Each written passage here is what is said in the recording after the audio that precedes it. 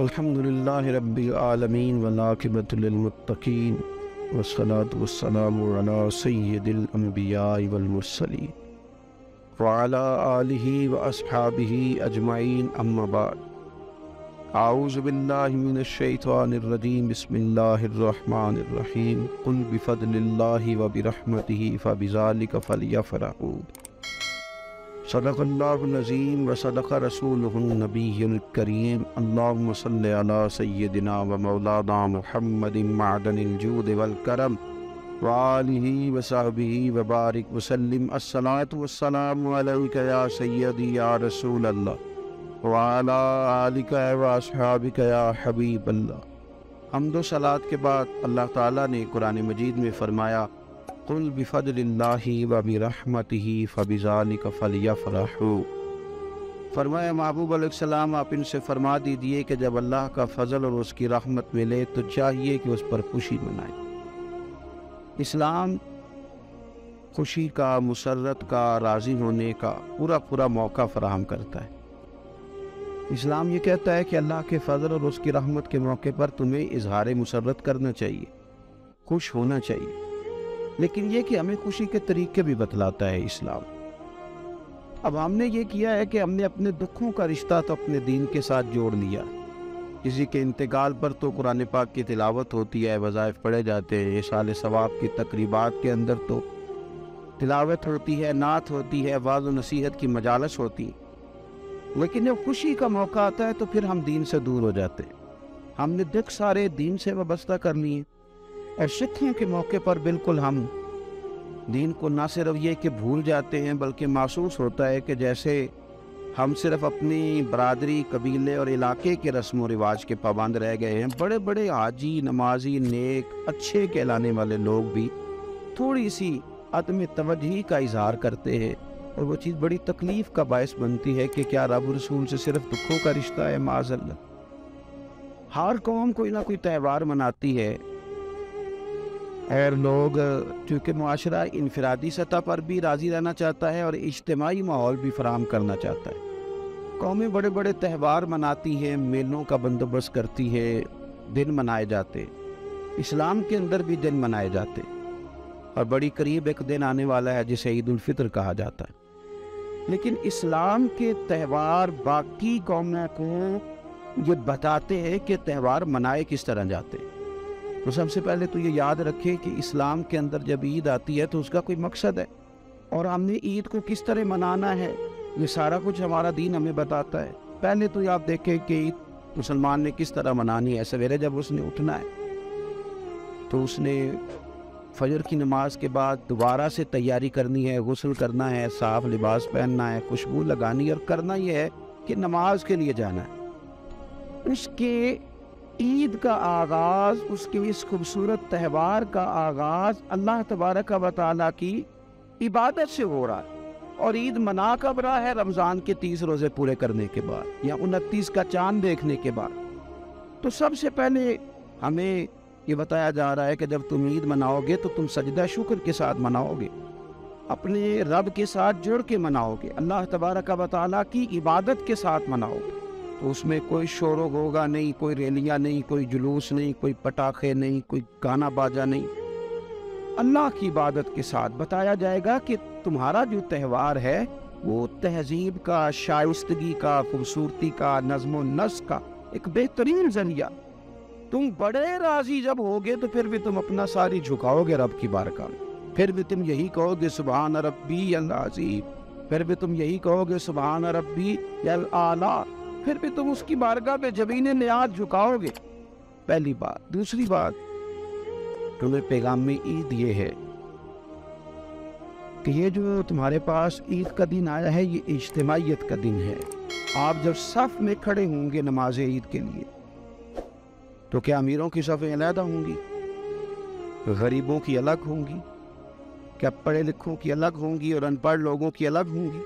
کیا قبیلوں کی الگ ہوں گی اور دوسرے قبیلے کی الگ ہوں گی؟ ایسا نہیں، ایک ہی صف میں کھڑے ہو گئے محمود و یاز، نہ کوئی بندہ رہا نہ کوئی بندہ نواز، صاحب و محتاج و غنی ایک ہوئے، اور تیری سرکار میں پہنچے تو سبھی ایک ہوئے، اجتماعیت کا اظہار ہے، اجتماعیت کا۔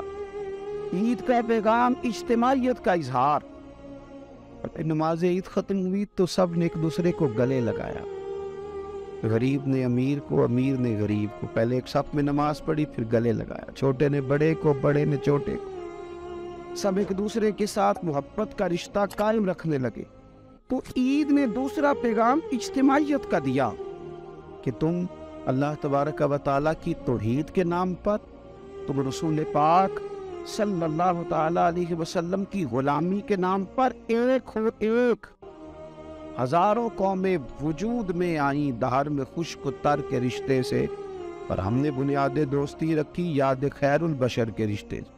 اور اقبال کہنے لگے اپنی ملت پر قیاس اقوام مغرب سے نہ کر، خاص ہے ترکیب میں قوم رسول ہاشمی۔ یہ جو نماز پڑھ رہے ہیں اور بعد میں گلے مل رہے ہیں، ان کا ایک ہی تعارف ہے کہ یہ رسول ہاشمی کی قوم ہے۔ یہ تعارف اجتماعیت کا درس، پیار کا درس، مساوات کا درس، چھوٹے بڑے کے فرق کو ختم کرنے کا درس، امیر غریب کی تفریق مٹانے کا درس، اس کا نام عید ہے۔ تیسری بات آپ کو دیکھیں کہ کوئی بھی ہمارا موقع ہے نا تو اسلام نے اس پر کچھ تعلیمات دی ہیں۔ اگر آپ کو اللہ بیٹا دیتا ہے، بیٹی دیتا ہے تو اس کا عقیقہ کرنا ہے، دوسروں کو کھانا کھلانا ہے۔ اگر اللہ نے شادی کا موقع دیا تو سنت ہے ولیمہ کرنا ہے، لوگوں کو کھانا کھلانا ہے۔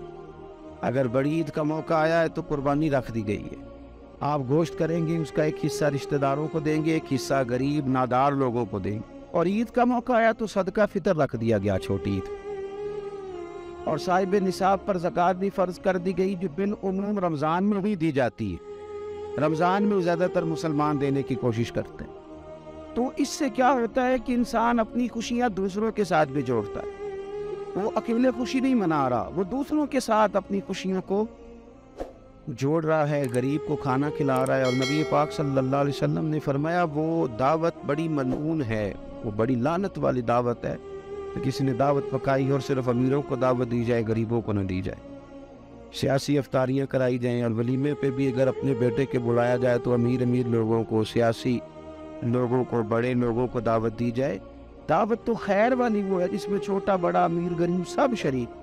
تو عید کے موقع پر بھی یہ ضروری تو نہیں کہ ہم 6 جوڑے ہی بنوائیں، 3 جوڑوں سے بھی گزارا ہو سکتا ہے۔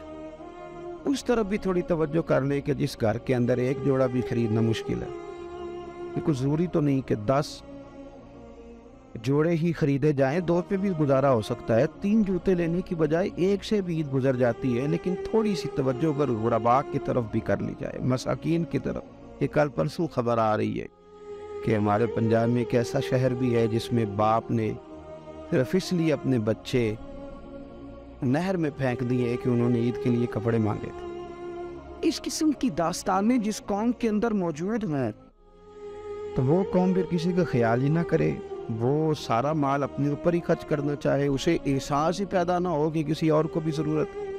تو عید ہمیں موقع دیتی ہے، بزرگوں نے لکھا ہے کہ یہ جو عید پہ کہا گیا نا کہ ایک رستے جاؤ اور دوسرے رستے سے واپس آؤ، تو اس میں بھی شاید ایک حکمت ہمیں یہ بھی نظر آتی ہے کہ کئی دفعہ ایک گلی سے گزرے تو گزرتے وقت خیال آتا ہے کہ یار یہ گھر ایسا ہے، دیکھ کے پتہ چلتا ہے کہ جو غریب ہے مجھے تھوڑا ان کا خیال رکھنا چاہیے۔ پھر دوسری سائڈ سے واپس آؤ، شاید تمہیں گھر بیٹھے یاد نہ آئے اور مکان دیکھ کے تمہیں سمجھ آ جائے کہ یہاں تو شاید روٹی بھی وقت پہ نہ پکتی ہو، اتنے غریب ہے۔ تو اسلام نے ہر چیز میں حکمت رکھی، اور صرف عید کے موقع پہ نہیں، مستقل آپ غرباء کے، مساکین کے سرپرست بننے کی، معاون بننے کی کوشش کریں، رسمی طور پر نہیں۔ پچھلے سال نہ عید گزری تو مجھے ایک دوست نے ایک پنجابی کا شعر بھیجا، اس نے کہا حضرت جی اس کو ذرا ضرور پڑھیں، تو شعر بڑا انوکھا تھا۔ وہ شعر کیا تھا؟ او راشن ونڈن والے لوکو، او راشن ونڈن والے لوکو، او عیدوں بعد بھی بھوک لگ دیجے۔ عید کے بعد بھول ہی گئے تو مستقل بنیادوں پر کوشش کریں کہ آپ معاون بنے، غرباء کے، مساکین کے، یتیموں کے، ان لوگوں کی مدد کرے۔ حضرت بشیر بن عقبہ رضی اللہ تعالیٰ عنہ فرماتے ہیں کہ میرے والد جنگ احد میں شہید ہو گئے تھے اور میں ایک کونے میں کھڑا رو رہا تھا، تو نبی پاک صلی اللہ تعالیٰ علیہ وسلم نے مجھے دلاسا بھی دیا، دست شفقت بھی رکھا، تو میں نے کہا حضور اب میرے والد چلے گئے تو کیا بنے گا؟ تو کیا انداز حضور نے اختیار کیا اور کیا انہیں عظیم نسبتوں سے نواز دیا۔ حضور فرمانے لگے اے بشیر بن عقبہ، تو پسند نہیں کرتا کہ فاطمہ تیری بہن بن جائے، عائشہ تیری ماں بن جائے اور محمد تیرا والد بن جائے صلی اللہ تعالیٰ علیہ وسلم؟ مستقل تجھے رشتے نہ دے دیے جائیں، مستقل تجھے سہارا نہ دے دیا جائے، مستقل بنیادوں پر ہی تیرا خیال نہ رکھا جائے؟ تو عید پر، رمضان میں بالعموم اور عید کے بعد بھی کوشش فرمائیں کہ آپ مستقل بنیادوں پر غرباء اور مساکین کا خیال کریں۔ اللہ تبارک و تعالی ہمیں عید کے پیغام کو بھی سمجھنے کی توفیق عطا فرمائے۔